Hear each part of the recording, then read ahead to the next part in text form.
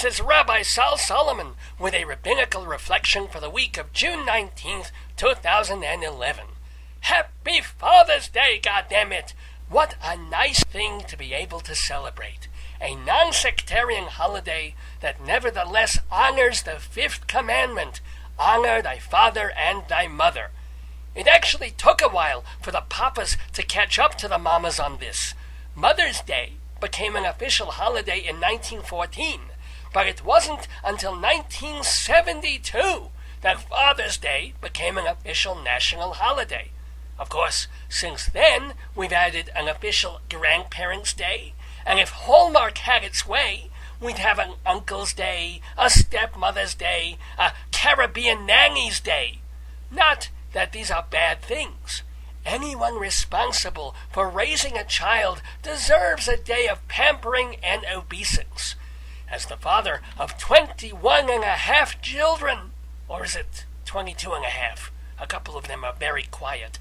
But as a father, I know what it is like to endure the crying and the screaming and the begging and the pouting and the tantrums when my wife needs me to help with the kids.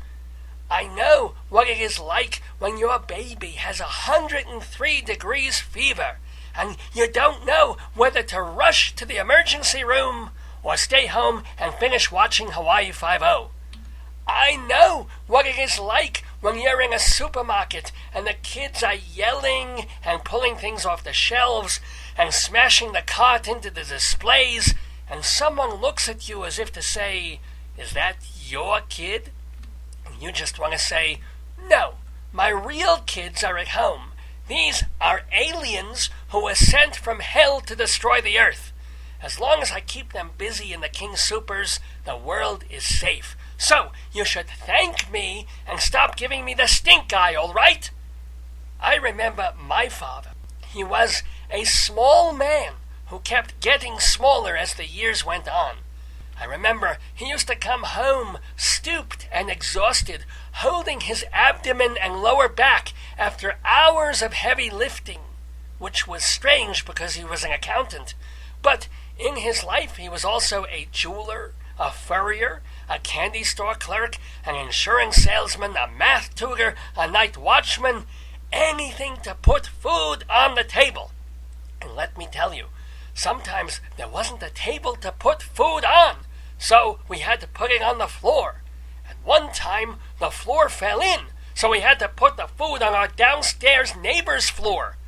I still don't know why they wouldn't let us use their table, but what I remember most about my tata are the quiet times.